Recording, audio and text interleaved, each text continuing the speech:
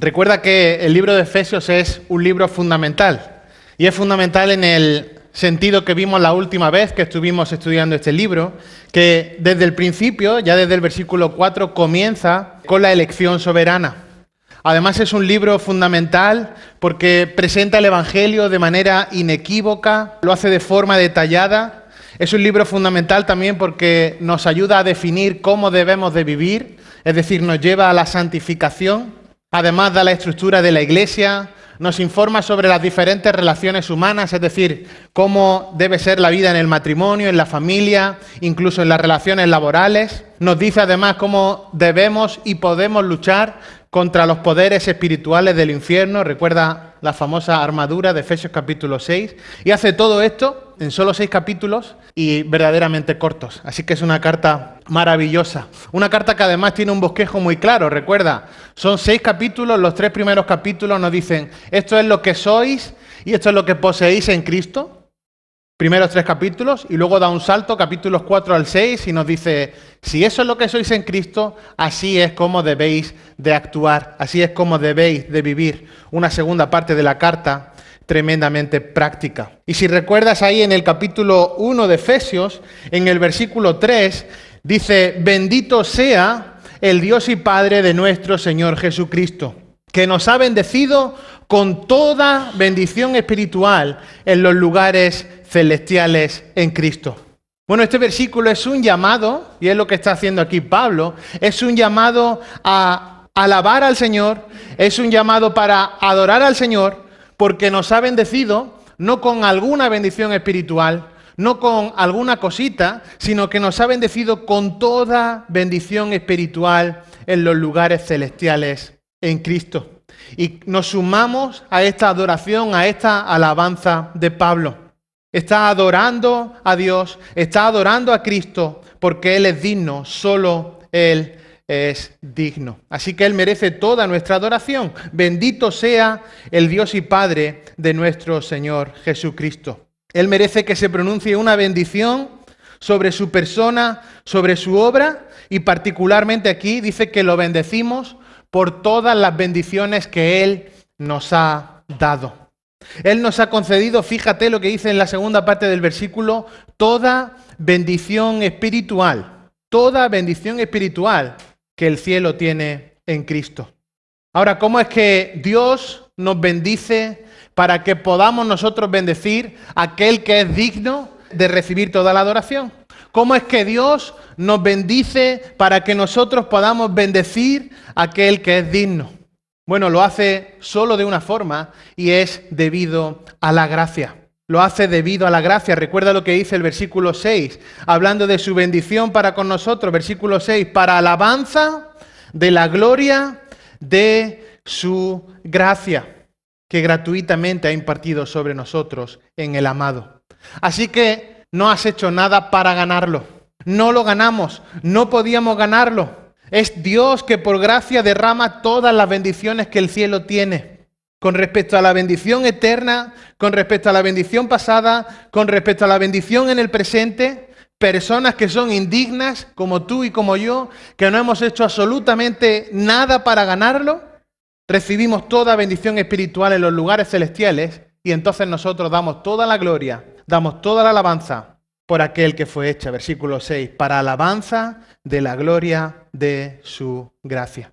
Y recuerda que enmarcábamos este párrafo, los versículos 3 al 14, y lo que estábamos viendo es verdaderamente cómo el Señor nos ha bendecido con la salvación en el tiempo pasado. Esto fue lo que estudiamos la última vez. Los versículos 4 al 6 están definiendo la bendición en el tiempo pasado, es decir, la bendición de ser escogidos antes de la fundación del mundo. Ahora, hoy vamos a estar estudiando los versículos 7 al 10 y entramos en el tiempo presente. La bendición en el tiempo presente. Esta es la segunda bendición. Recuerda, la primera bendición fue la elección soberana divina. Fuimos escogidos por Dios para salvación antes de la fundación del mundo.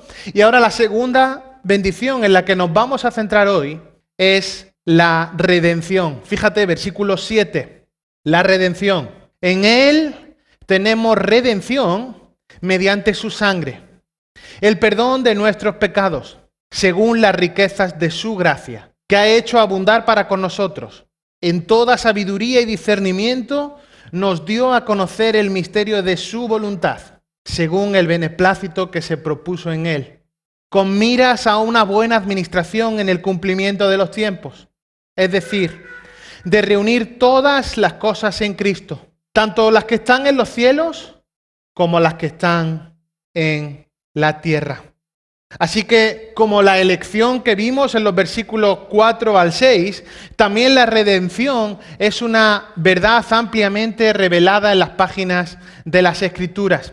Y esto es lo que vamos a ver en esta mañana, en los versículos del 7 al 10. Y luego recuerda la última parte de este párrafo, los versículos 11 al 14 nos están apuntando hacia la bendición futura, hacia la glorificación futura. Así que lo que Efesios nos presenta aquí de manera categórica es que las bendiciones de la salvación vienen en tres tiempos. En el tiempo pasado, la elección, y esto ya lo estudiamos. En el tiempo presente, la redención, que es lo que vamos a estudiar en esta mañana. Y en el tiempo futuro, la glorificación, que si Dios quiere lo estudiaremos la próxima semana. Esos tres reúnen todo y todo se reúne en Cristo. Entonces, cuando hablamos de ser bendecidos con toda bendición espiritual, estamos pasando desde la eternidad pasada, desde el momento que fuimos elegidos, desde el momento que Dios nos escogió, hasta la eternidad futura, en el momento en el que seremos glorificados. Ahora, los versículos 7 al 10 nos está enseñando, nos está hablando acerca de la redención. Hablemos acerca de la redención, queridos hermanos. Fíjate lo que dice Efesios capítulo 2. Y Él os dio vida a vosotros, que estabais muertos en vuestros delitos y pecados. Estabais muertos en delitos y pecados. Ese es el problema. Ese es el profundo y terrible problema. No teníamos ninguna capacidad para cambiar absolutamente nada porque estábamos muertos. No hay ningún poder en una persona que está muerta.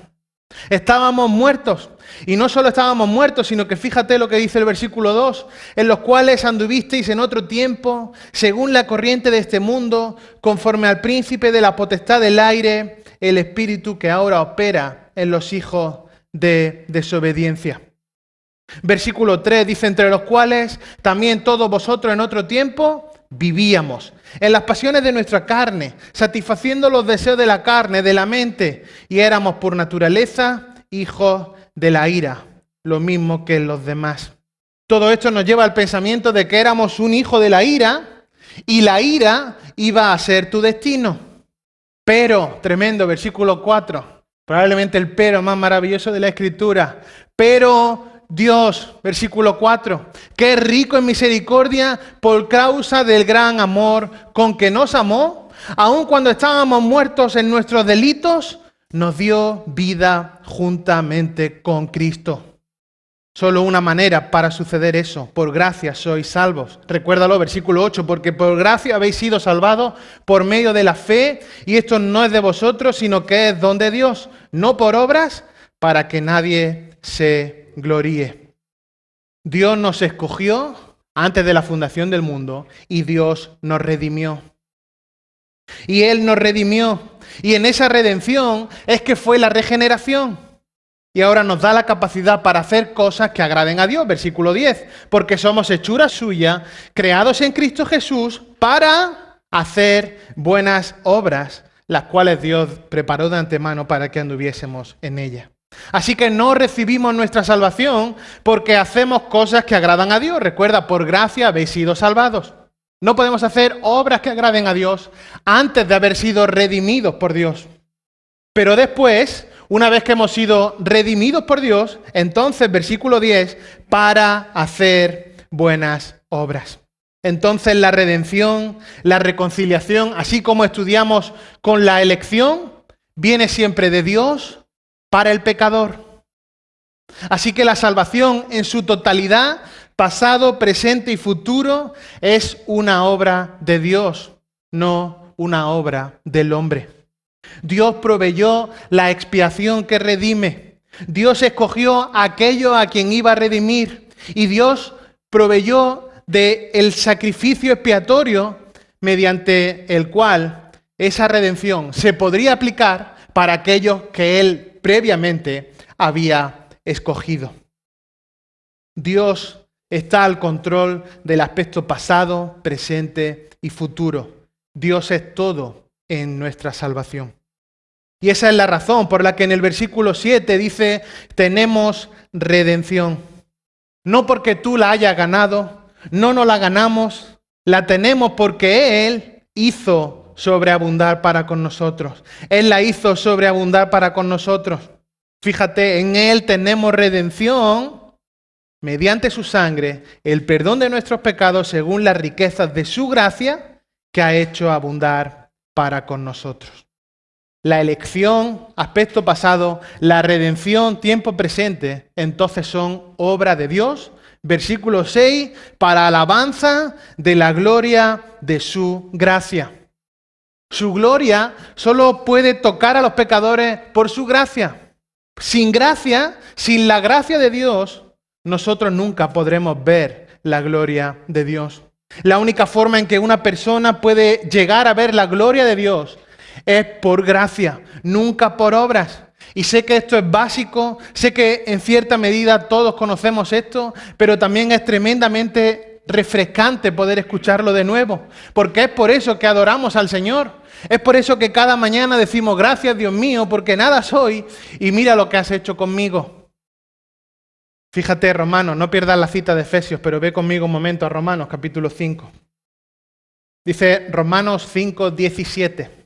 Porque si por la transgresión de uno, y ese es el pecado de Adán, si por la transgresión de uno, por este reinó la muerte, en otras palabras, toda la raza humana murió cuando Adán pecó, mucho más reinarán en vida por medio de uno, Jesucristo, los que reciben la abundancia de la gracia y el don de la justicia. Entonces, solo a través de Jesucristo es que aquellos que fueron condenados en el tiempo pasado por el pecado de Adán reciben la abundancia de la gracia y el don de la justicia. Y sigue el siguiente versículo, el 18, dice, así pues, tal como por una transgresión, solo por una, recuerda, este es Adán, resultó la condenación de todos los hombres, por un acto de justicia resultó la justificación de vida para todos los hombres. Esto es una declaración asombrosa. Sabemos que el impacto del pecado de Adán fue tremendo sobre toda la raza humana. Adán pecó y toda la raza humana fue lanzada, catapultada a la corrupción. Pero lo otro también es cierto. Una vida justa, un sacrificio justo, resulta en la justificación de vida para todos los hombres.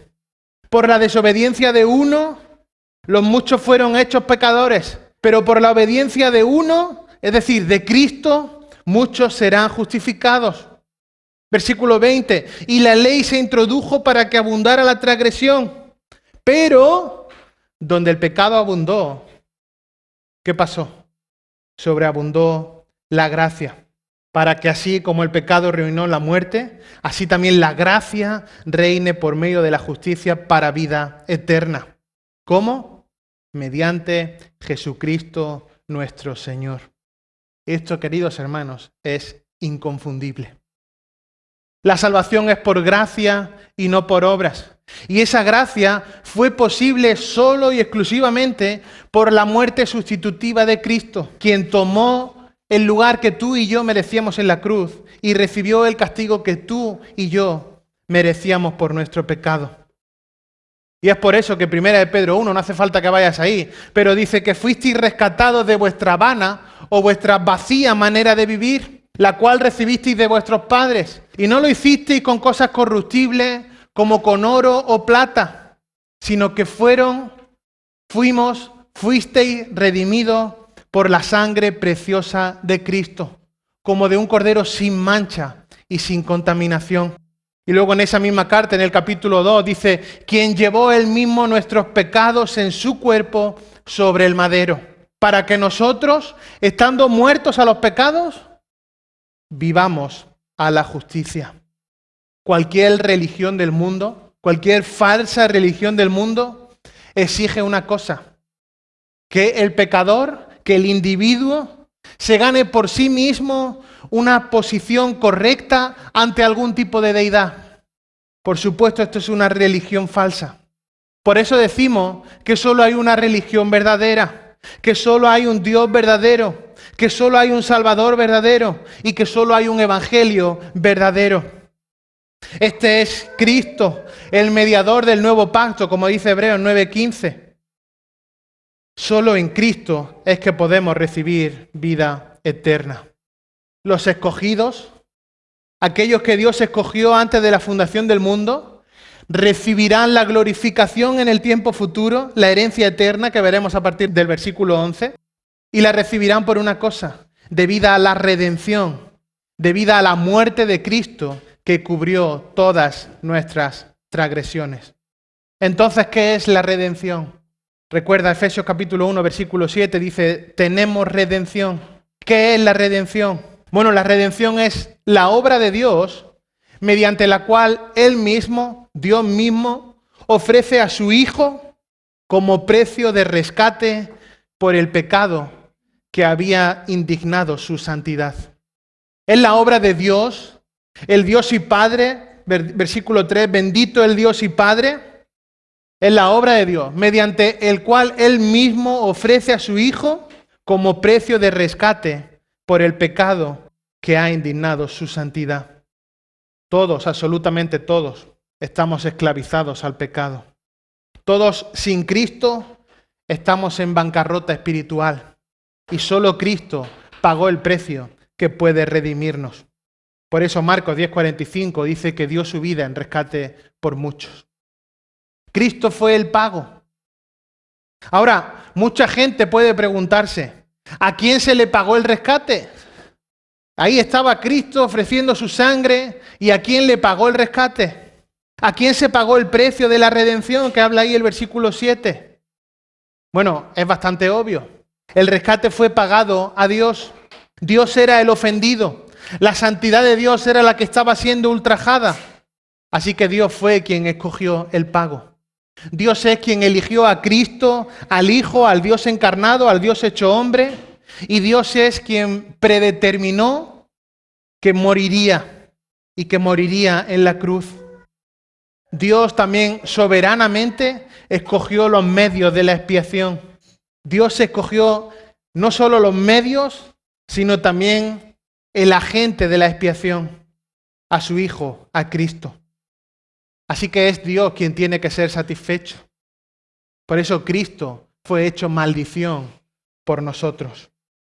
Colosenses capítulo 2 dice, anulando el acta de los decretos que había contra nosotros, que nos era contraria, quitándola de en medio y ¿qué? Clavándola en la cruz. Todos tus pecados, todos los decretos que había contra nosotros, todo aquello que era contrario a Dios, se quitó del medio y se clavó en la cruz. Cristo mismo nos redimió de la maldición de la ley, porque se hizo por nosotros maldición. Recuérdalo, porque está escrito, maldito todo el que es colgado en un madero. Cristo se volvió maldición por nosotros. Ahora, la condición del hombre, nuestra condición antes de estar en Cristo es tremendamente trágica, es tremendamente profunda. Por eso Juan 8:34 dice que somos esclavos del pecado. Romanos 6:17 también dice que somos esclavos del pecado.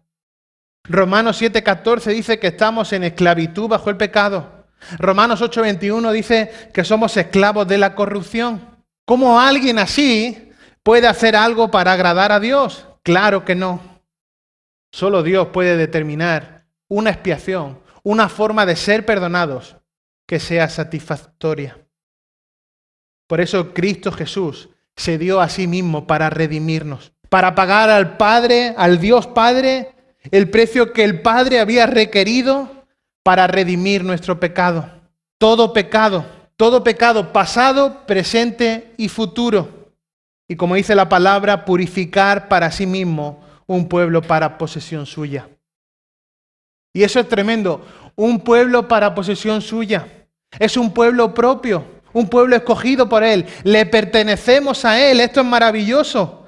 ¿Cómo es que pasamos de ser odiados por Dios, de estar enemistados con Dios, de ser enemigos de Dios, a ser ahora hermanos de Cristo, herederos de Dios, coherederos con Cristo? ¿Cómo es eso posible? Una separación tan abismal entre una enemistad tremenda para con Dios y ahora ser llamados sus hijos. ¿Cómo es eso posible? Bueno, solo era posible si alguien venía y ocupaba nuestro lugar. Él nos liberó, Él nos redimió, y esto se repite constantemente en el Nuevo Testamento. Entonces decimos que la muerte de Cristo fue una sustitución. Decimos la muerte sustitutiva de Cristo. Y eso es lo que significa. Significa que Él tomó nuestro lugar. Él estaba en la cruz pagando por nuestro pecado, el lugar donde nosotros deberíamos estar. Decimos también que la muerte de Cristo fue una propiciación, la propiciación por nuestro pecado. Y esto significa que es la satisfacción. Hay una satisfacción. Fue satisfactorio para el Padre y esa es la razón por la que el Padre le resucitó de entre los muertos. Fue propiciación, fue satisfactorio. ¿Cómo sabemos esto? Bueno, porque al tercer día Dios le levantó de entre los muertos. Sacrificio acepto al Padre. Fue una reconciliación. Nos trajo de regreso al Padre como hijos adoptivos. Estábamos enemistados con Dios y ahora somos sus hijos adoptivos. Y por supuesto, como estamos estudiando, fue una redención. Términos todos que están íntimamente relacionados. Fue una redención. Fuimos comprados. Nos liberó. Nos puso en una posición en la que ahora Dios, el Creador, el Santo, el Justo, el Recto, el Perfecto, no nos toma en cuenta en absoluto nuestro pecado, porque ya fueron pagados por Cristo. Esto es tremendo, queridos hermanos. El Hijo, Cristo mismo, pagó el precio de la redención para que ahora podamos ser recibidos por Dios y ser posesión suya, un pueblo propio. Tremendo. En Lucas 22, el propio Señor Jesús dice que el nuevo pacto en mi sangre quita el pecado. Y vemos constantemente la gracia de Dios. El Padre planea nuestra salvación, el Hijo compra nuestra salvación y el Espíritu Santo aplica nuestra salvación. Somos redimidos por gracia, confirmando nuestra elección, nuestra redención y apuntándonos a nuestra glorificación, que, queridos hermanos, y como veremos la semana que viene, también está asegurada. Maravilloso. Es tremendo hablar, pensar y meditar en la redención. Ahora, de forma breve, vamos a regresar a Efesios capítulo 1 y vamos a ver 4 aspectos de la redención. Y digo de forma breve porque en título general ya hemos tocado la mayoría. 4 aspectos de la redención. Versículo 7. En Él tenemos redención. Y aquí encontramos el primer aspecto. ¿Quién es el Redentor? ¿Quién es el Redentor? Fíjate al final del versículo 6. Para alabanza de la gloria de su gracia, que gratuitamente ha impartido sobre nosotros en el amado. Y empieza el versículo 7, en Él. Ese en Él es el amado del versículo 6. ¿Quién es el Redentor? El Redentor es el amado. El Redentor es Él, el Señor Jesucristo, el amado del Padre. Aquel de quien el Padre dijo ya en su bautismo, ya en su transfiguración, este es mi Hijo amado. A Él oíd, este es mi Hijo amado, en quien tengo complacencia. El Redentor no puede ser otro que Cristo mismo. Y no hay otro nombre. No es en el amado y otro más. Es en el amado y solo en Él. Cristo es suficiente para la redención. Cristo es suficiente para la salvación. Porque no hay otro nombre bajo el cielo dado a los hombres en el cual podamos ser salvos. Recuerda, Hechos 4:12. Así que el Hijo amado del Padre, amado porque fue amado desde la eternidad y porque es eternamente Dios, porque Él es eternamente perfecto, Él es a quien el Padre ama, ese es el Redentor. No hay otro Redentor, solo Cristo es el perfecto Redentor. el único Redentor, el único que ofreció el sacrificio perfecto y suficiente para el perdón de nuestro pecado. Segunda cuestión. Hemos visto en primer lugar que el Redentor es Cristo. Ahora, segundo aspecto a considerar. ¿Quiénes son los redimidos? ¿Quiénes son los redimidos? Bueno, los redimidos son los escogidos. No podemos afirmar ni aferrarnos a una declaración universalista. No podemos decir, bueno, Cristo pagó el precio por todos y todos tienen esa ventana abierta. Fíjate que desde que empieza Efesios capítulo 1, versículo 3, ya hay un pronombre personal que es nos. Versículo 3, que nos ha bendecido. Versículo 4, según nos escogió. Versículo 5, nos predestinó. Versículo 6, ha impartido sobre nosotros en el amado. Versículo 8, ha hecho abundar para con nosotros. Versículo 9, nos dio a conocer. Entonces no podemos hacer una declaración universalista. Fíjate, nosotros, nos. Cristo realmente murió. Cristo es el sacrificio perfecto, proveyó el sacrificio perfecto, una expiación sustitutiva, una verdadera expiación que fue consumada para los escogidos. Cuando pensamos en la muerte de Cristo, y si hacemos una ventana universalista, es decir, si Cristo murió por los pecados de todos, y potencialmente esto fue así, lo hemos leído anteriormente, por muchos, la voluntad de Dios es que todos sean salvos, potencialmente esa muerte, ese sacrificio potencialmente se extienda a la humanidad, pero si hubiera alguien que por su propio, y entended esto, lo pongo entre comillas, que por su propio yo dijera, mira, Cristo derramó su sangre por mí, pero yo desecho esa sangre, no la quiero. Estaríamos diciendo que el sacrificio de Cristo no fue suficiente para algunas personas. Por eso no podemos afirmar eso. Cristo derramó su sangre por los escogidos, versículo 4, según nos escogió en Él antes de la fundación del mundo. Versículo 5, nos predestinó para adopción como hijos, mediante Jesucristo, conforme al beneplácito de su voluntad. Los redimidos son aquellos que fueron escogidos antes de la fundación del mundo. Son aquellos que son arrastrados al arrepentimiento, que confiesan su pecado y reconocen a Cristo como Señor y Salvador. Es entonces que fueron escogidos antes de la fundación del mundo, son redimidos y serán glorificados. El sacrificio expiatorio, el sacrificio vicario de Cristo es suficiente para todos aquellos por los que Cristo derramó su sangre. Él proveyó un sacrificio perfecto, total y pleno que fue consumado por los escogidos. Entonces, el Redentor es Cristo. Aquellos que son redimidos son los escogidos desde antes de la fundación del mundo. Tercer aspecto, ¿cuál fue el precio de la redención? Ya lo hemos dicho, pero veamos nuevamente el texto, versículo 7. En Él tenemos redención. ¿Cómo? Mediante su sangre.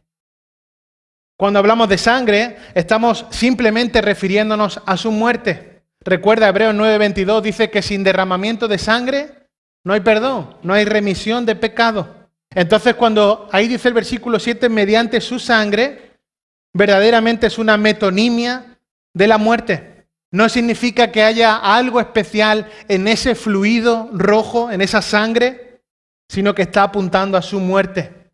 A la muerte de Cristo es a lo que se hace referencia al referirse a su sangre. Recuerda Romanos 3, versículo 23, dice, por cuanto todos pecaron y están destituidos de la gloria de Dios, siendo justificados ¿cómo? Gratuitamente por su gracia, mediante la redención que es en Cristo Jesús, a quien Dios puso como propiciación en su sangre. O dicho de otra manera, en su muerte sacrificial. La única forma era que Cristo pagara el precio. Y el precio de la redención fue tremendo. Tremendo. El Dios hecho hombre, el Dios encarnado. Recuerda esa kenosis Filipenses capítulo 2. No estimó el ser igual a Dios como cosa a que aferrarse. El Hijo de Dios, el Dios encarnado, después de vivir una vida perfecta, el Cordero sin mancha, derramando hasta la última gota de su sangre en la cruz del Calvario. Alto precio el de nuestra redención. La ira de Dios a causa de nuestro pecado, cargada en el Cordero sin mancha. Así que el Redentor es el amado Cristo, los redimidos son sus escogidos, sus hijos, y el medio de la redención es el sacrificio de Cristo. Mediante su muerte, el Hijo compró la redención de los escogidos para llevarlos a santidad, a ser hijos. Ahora podemos decir que somos hijos de Dios porque Cristo pagó el precio y estamos en su presencia para siempre. Somos posesión suya. Tremendo. Como dice el versículo 14, con miras a la redención de la posesión adquirida de Dios para alabanza de su gloria. Tenemos el Redentor, tenemos los redimidos, tenemos el precio, el medio de la redención. Nos queda el último aspecto y ¿cuáles son los resultados de la redención? ¿Cuáles son los resultados de la redención?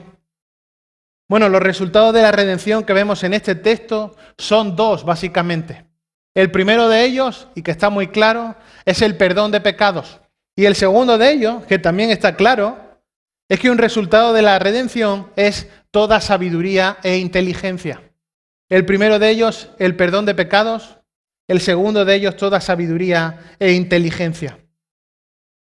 Vuelve de nuevo al versículo 7, Efesios 1:7. En Él tenemos redención mediante su sangre, el perdón de nuestros pecados. Mateo 26, versículo 28. Vamos a ir por un momento. Está el Señor Jesús y está diciendo ahí acerca de la copa. Mateo 26, 28. Dice el 27, y tomando una copa, habiendo dado gracias, se la dio diciendo, bebed todos de ellos. Porque esto es mi sangre del nuevo pacto. Por supuesto, ahí no hay, como afirma la Iglesia Católica, transustanciación. Está de forma simbólica como lo hacemos hoy en día. Porque esto es mi sangre del nuevo pacto, que es derramada por muchos para el perdón de los pecados. Esta es la primera gran realidad. ¿Cuál es el resultado de haber sido redimidos por Cristo? El perdón de nuestros pecados. El perdón de Dios es un perdón total, es un perdón completo. Es que tus pecados pasados, tus pecados presentes y aún tus pecados futuros que vas a cometer esta tarde, que vas a cometer en el coche cuando hables con tu esposa o con tu marido, que vas a cometer mañana, esos pecados fueron pagados total y completamente. Ahora, hablar hoy en día del pecado es tremendamente impopular. Probablemente sea lo más impopular que hay en este mundo. Impopular e incluso inaceptable. No puedes ir hoy en día por ahí a una persona y decirle, mira, es que eres pecador. Te miran como diciendo, ¿qué me estás diciendo? Decirle a las personas que son pecadores, que están condenados, que van camino al infierno eterno, a menos que se vuelvan a Cristo, a menos que se arrepientan en fe, a menos que Dios les perdone, no es popular hoy en día. Aún incluso desde muchos púlpitos se pretende hablar de la redención, se pretende hablar de Cristo, de la cruz de Cristo, pero dejar a un lado el pecado.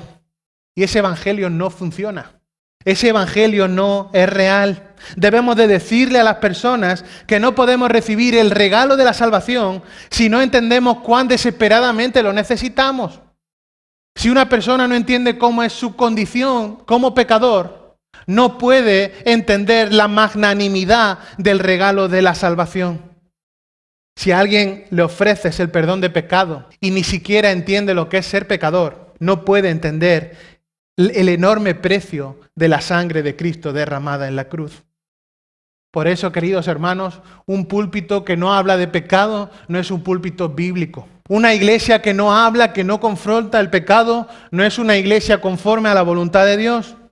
Cuando entendemos cuán desesperadamente estamos sin Cristo, cuando entendemos el peso por nuestro pecado, cuando entendemos la carga que conlleva ofender a Dios, errar el blanco, entonces es que podemos en humildad, desesperadamente, ir a los brazos salvadores de Dios.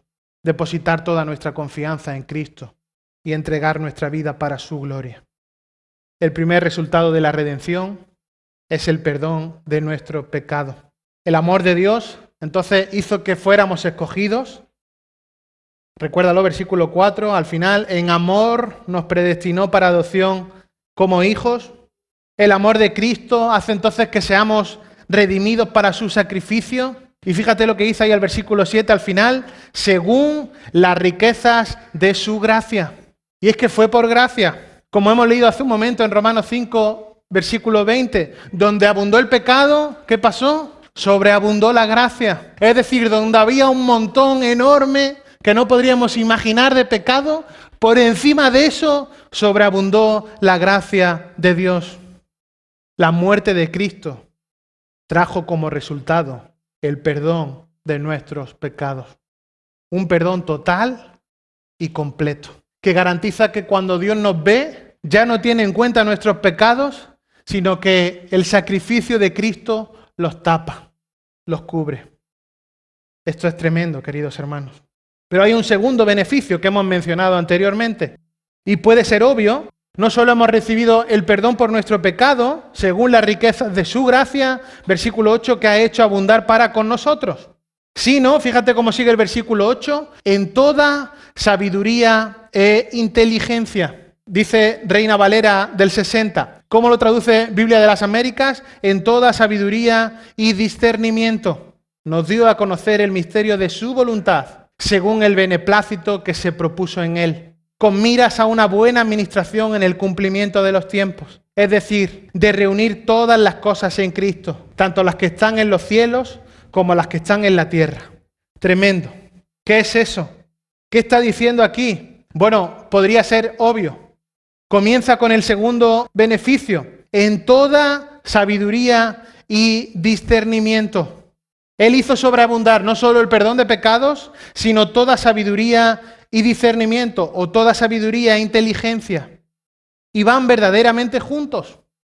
Porque no podríamos recibir el perdón por nuestro pecado si no tuviéramos la sabiduría, si no tuviéramos el conocimiento de la revelación de Dios que nos revela el Evangelio, que nos da la capacidad de entender el Evangelio. El perdón de los pecados solo puede estar disponible para aquellos que entienden lo que está ofreciendo la Escritura. Eso es el Evangelio. Por eso la Biblia dice que para los que no creen, para aquellos que no han sido regenerados, para aquellos que no son templo del Espíritu Santo, que es la palabra de la cruz, locura. Son barbaridades. ¿Cómo van a entender esto? ¿Me está diciendo que soy pecador? ¿Me está diciendo que tengo que descansar en lo que otro hizo y encima que tengo que vivir así, así, así? No pueden entender el Evangelio. Les es locura, porque no tienen la sabiduría, el discernimiento, la inteligencia para conocer el misterio de su voluntad. Por eso, si pasas una página, Efesios capítulo 3, versículo 8, está ahí Pablo diciendo lo que Dios había hecho con él. Dice, a mí, que soy menos que el más pequeño de todos los santos, se me concedió esta gracia, anunciar a los gentiles las inescrutables riquezas de Cristo y sacar a la luz cuál es la dispensación del misterio que por los siglos ha estado oculto en Dios, creador de todas las cosas. Y sigue diciendo, a fin de que la infinita sabiduría de Dios sea ahora dada a conocer por medio de la Iglesia a los principados y potestades en las regiones celestiales. Claro, el hombre natural no percibe las cosas de Dios. Eso le dice Pablo a los Corintios. Pero lo que tú has recibido en la redención, lo que has recibido gracias al sacrificio de Cristo en la cruz, es toda sabiduría e inteligencia. Y no hay reservas ahí. Has recibido toda sabiduría y discernimiento. Mateo 11:25, está el Señor Jesús hablándole a sus discípulos. Ninguno de sus discípulos formaba parte de la élite religiosa. Ninguno de los discípulos eran altos teólogos, profundos conocedores de las verdades bíblicas. Y está ahí Mateo 11:25 y le dice al Padre, en oración respecto a ellos, te alabo, Padre, Señor del cielo y de la tierra, porque escondiste estas cosas de los sabios y de los entendidos y las revelaste a los niños. Qué bueno que la revelación divina no llega para aquellos que son más inteligentes, no llega para aquellos que tienen más sabiduría terrenal, sino que la revelación divina llega a aquellos que han sido redimidos por la obra de Cristo en la cruz. Primera de Juan dice que tenemos unción de Dios y esa unción de Dios nos enseña todas las cosas. Entonces no solo recibimos el perdón de nuestro pecado, sino que con ello, con el perdón de nuestro pecado, tenemos la capacidad de entender toda la sabiduría, toda la inteligencia de la revelación de Dios. Y es por eso que Pablo dice en 1 Corintios 1:30 que Cristo se ha vuelto para nosotros sabiduría de Dios. Cristo es para nosotros sabiduría de Dios.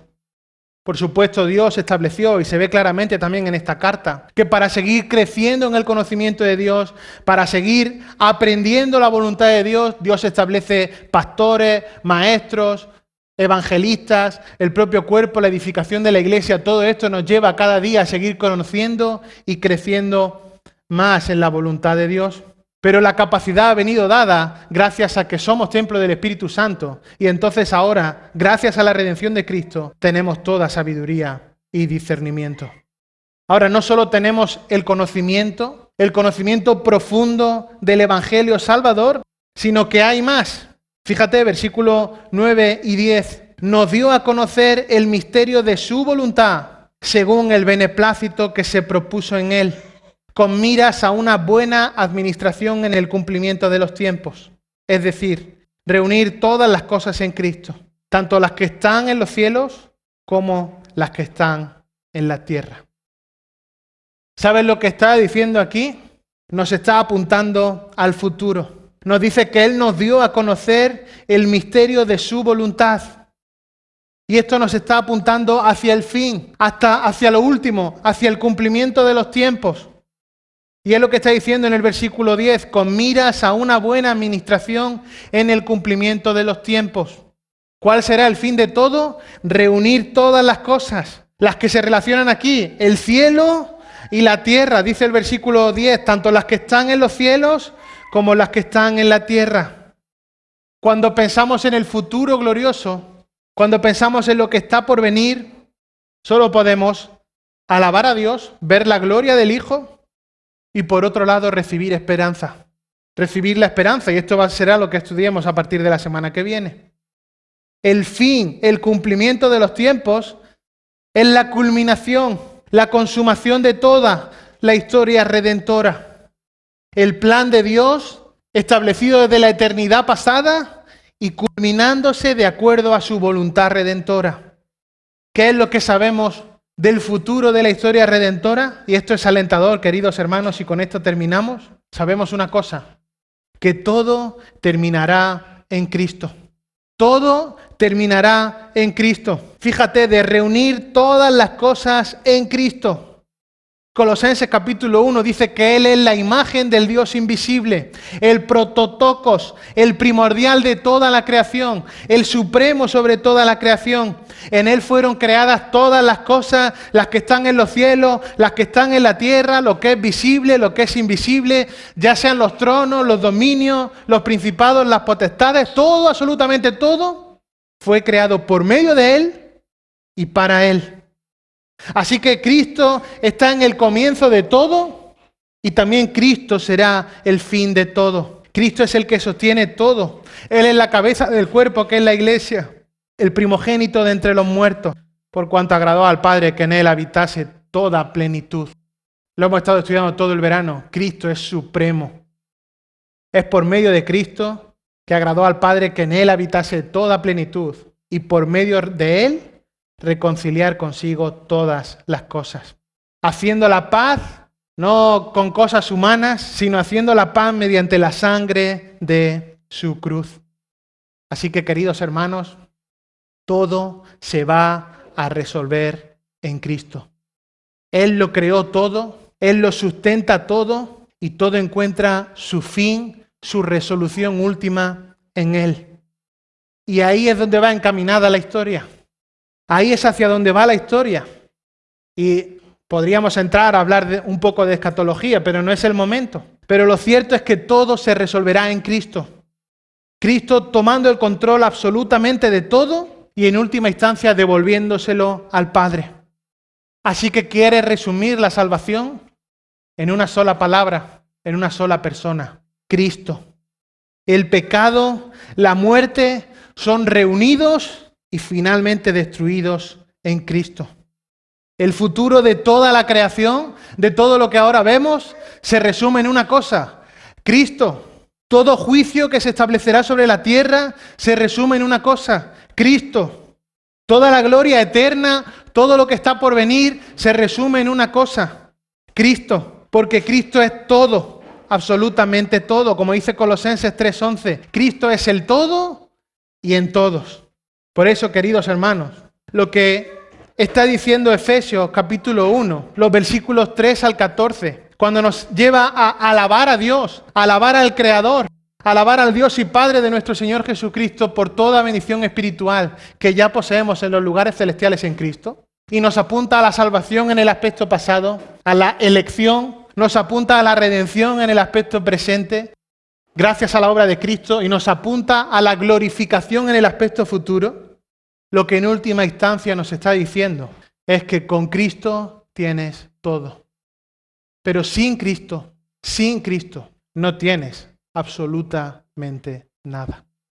Y oro al Señor que nos ayude a entender estas verdades, aplicarlas a nuestra vida, a poner en alto el valor del sacrificio de Cristo en la cruz, la redención que hemos recibido y los beneficios que esto ha traído para nuestra vida. Vamos a orar. Señor y Padre nuestro que estás en el cielo, agradecemos la oportunidad de estar esta tarde juntos, de hacerlo, Señor, con corazones sinceros, con corazones agradecidos por el sacrificio perfecto de Cristo en la cruz. Señor, cuando vemos el plan perfecto de redención, no tenemos más que caer humillados, reconocer nuestra debilidad, nuestra insignificancia y clamar en adoración y gratitud a ti. Señor, y nos sumamos a esa forma en la que Pablo estalla y alaba y dice: bendito el Dios y Padre de nuestro Señor Jesucristo. Nos sumamos a esa adoración, a esa alabanza a tu nombre. Gracias, Señor, por hacernos herederos, depositarios de toda bendición espiritual en los lugares celestiales. Y gracias, Señor, porque nada, absolutamente nada, se escapa de tu perfecto plan redentor. Gracias por la elección, gracias por la redención, por ser reconciliados por medio de Cristo contigo. Gracias por el sacrificio perfecto, por el alto precio que Él pagó. Y gracias, Señor, porque también nuestra herencia, nuestra glorificación futura está asegurada también gracias a los méritos de Cristo en la cruz. Señor, que como hemos visto, Señor, vivamos vidas cristocéntricas, sabiendo que todo en última instancia se resume en Cristo. Señor, y que entendamos que con Cristo tenemos todo, pero sin Cristo, sin nuestro Redentor, sin el Salvador, sin el sacrificio perfecto, no tenemos absolutamente nada. Gracias por tu gracia derramada sobre pecadores que merecían el castigo eterno. Gracias por tu infinita misericordia para con nosotros. Y gracias, Señor, por hacernos tus hijos, parte del pueblo tuyo, y ponernos en un cuerpo, en la iglesia, donde Cristo es la cabeza, Señor, y queremos, Señor, buscar tu gloria y vivir vidas que te agraden. Señor, te ruego, si alguna persona no te conoce, no tiene una relación personal, íntima, Señor, pueda considerar estas verdades, entender su situación pecaminosa, Señor, y que tú le lleves al arrepentimiento. Gracias por Cristo y por la cruz. Oramos en el nombre de Cristo Jesús, en el nombre de nuestro Redentor, en el nombre sobre el cual se doblará toda rodilla, en el nombre de Cristo Jesús, nuestro Salvador. Amén.